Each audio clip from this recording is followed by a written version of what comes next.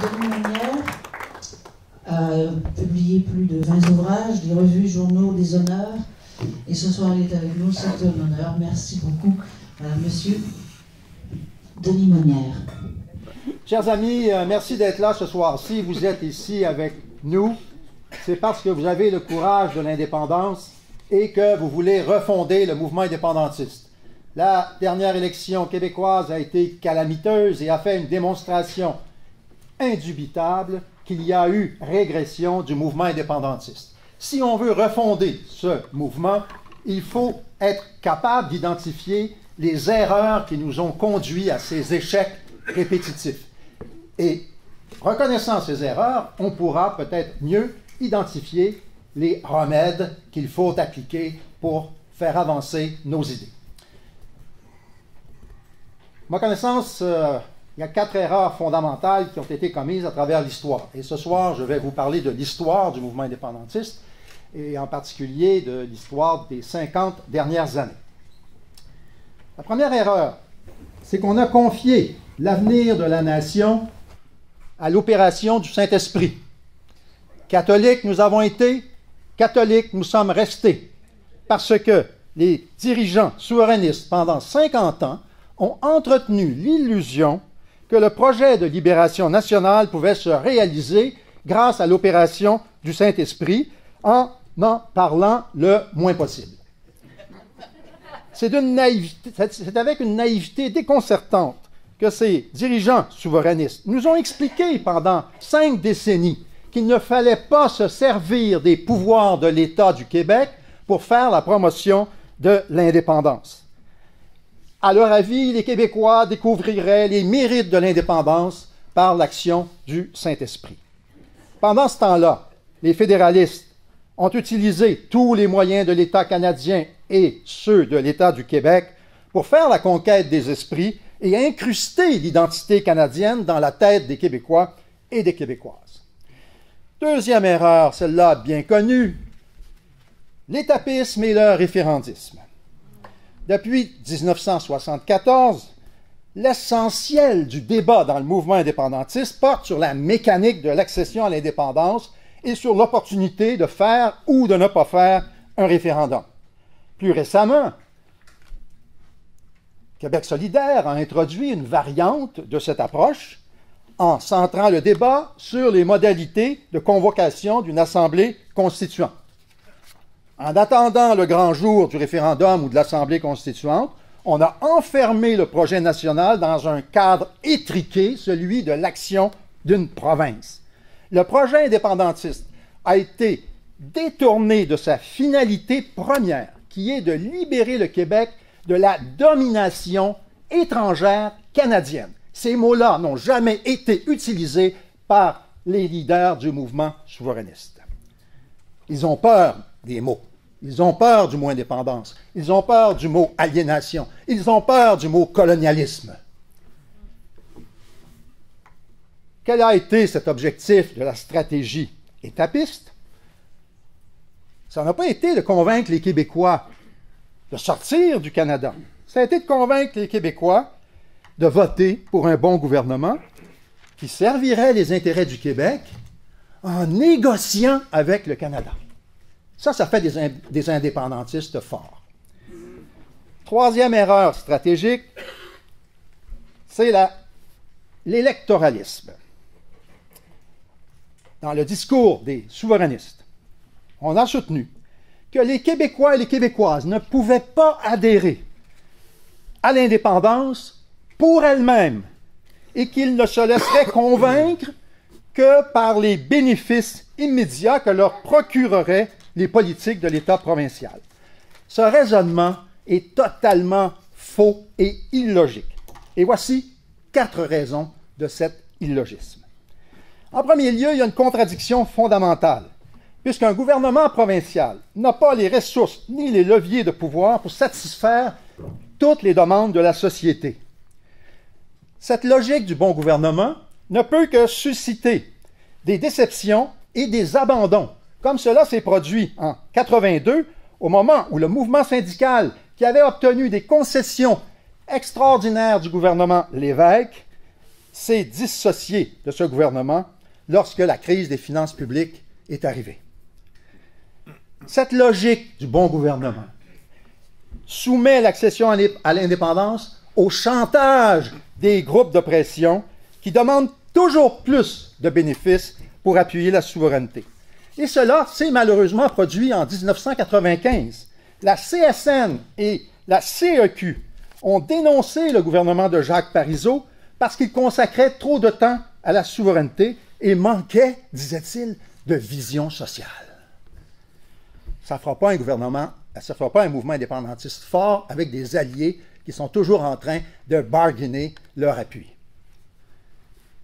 Autre erreur, c'est que si gouverner une province permet de donner satisfaction à diverses clientèles, pourquoi a-t-on besoin de faire l'indépendance? C'est sûr qu'offrir des avantages immédiats à court terme par l'action gouvernementale, ça fait gagner des élections, c'est sûr. Mais en même temps, on est en train de scier la branche sur laquelle on s'assoit, sur le plan logique. Hein? Moi, je ne suis qu'un logicien. Les gens vont se dire, mais quel est le besoin? Quel besoin avons-nous de faire l'indépendance si on peut réaliser de si grandes choses avec le pouvoir d'un État provincial? Et encore dernièrement, Jean-François Lisée, c'est ce qu'il nous disait. Donnons des boîtes à lunch à tout le monde, ça va nous rapprocher de l'indépendance.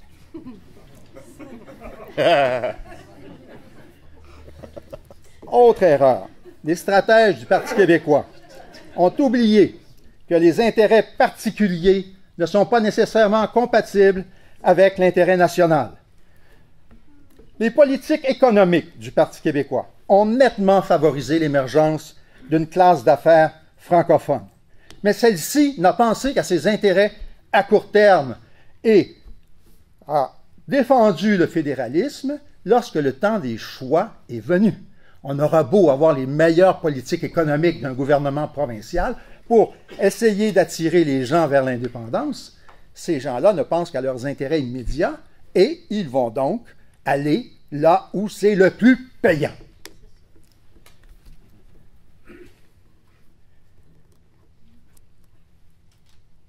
En quelque sorte,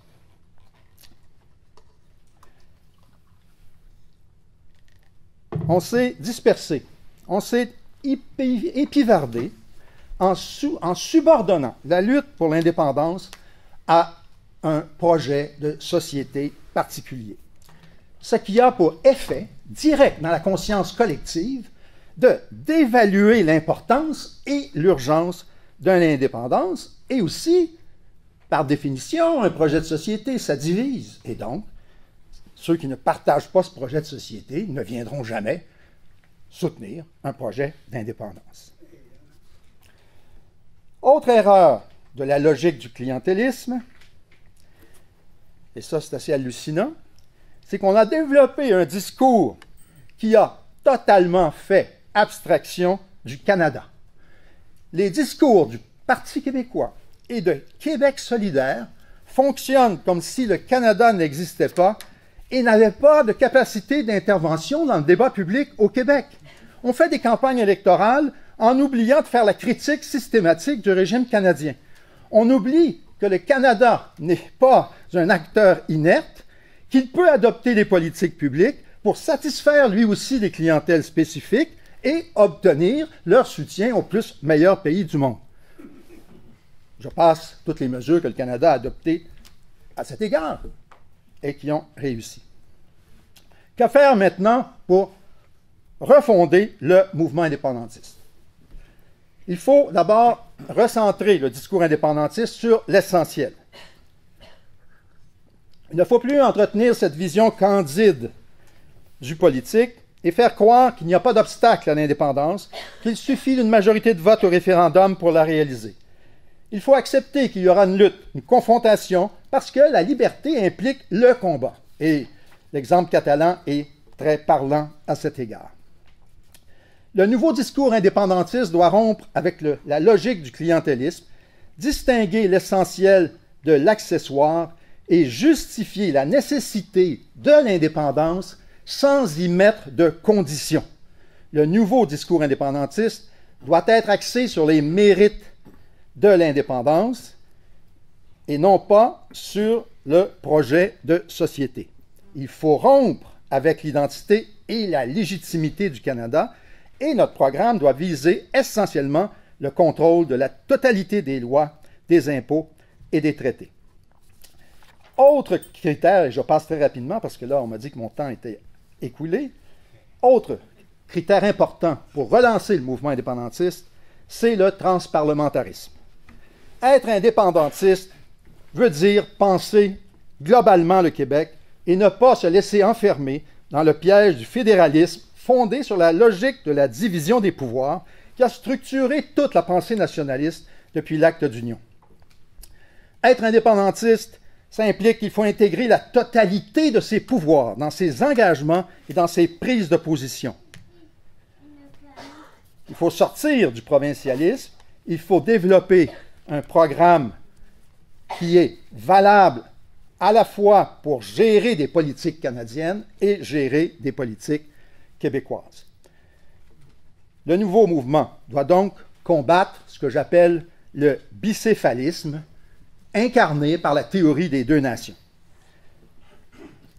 Il faut donc qu'il n'y ait qu'un seul parti indépendantiste qui œuvre à la fois sur la scène fédérale et sur la scène québécoise. Ce parti n'aura qu'un seul programme qui intégrera toutes les dimensions de la vie politique, aussi bien les compétences provinciales que celles attribuées à l'État fédéral. Il n'est pas question de limiter cette action au cadre provincial ou de défendre des intérêts du Québec à Ottawa. Ce sont des débats étriqués qui ont miné la cohésion du mouvement indépendantiste. Il faut donc que ce parti adopte les politiques d'un État normal, c'est-à-dire d'un État indépendant. En terminant, je voudrais rappeler, et je suis conscient que ce nouveau paradigme de l'action indépendantiste, ça sera long et ardu de le développer dans les consciences québécoises. Ça ne se fera pas du jour au lendemain. On a toute une culture politique à contrer. Il faut donc faire des actions pédagogiques. Et ce que le mouvement vous propose avec son magazine, c'est précisément cela. En terminant, donc, je voudrais vous rappeler ce que Jacques Parizeau a déjà dit. Je cite, « On se crache dans les mains et on recommence. » Cette fois-ci, on recommence, oui, mais en donnant la priorité à l'intérêt national et non pas aux intérêts provinciaux ou sectoriels. Et mes dernières phrases seront pour citer Pierre Bourgault, qui lui disait que l'indépendance, ce n'est pas une récompense, c'est un combat. Pour faire l'indépendance, il faut un peuple déterminé et motivé qui en fait un impératif catégorique en dehors de tous les projets de société imaginables. Un peuple qui peut comprendre ce qu'est l'intérêt national et qui lui donne la priorité sur les intérêts particuliers. Merci.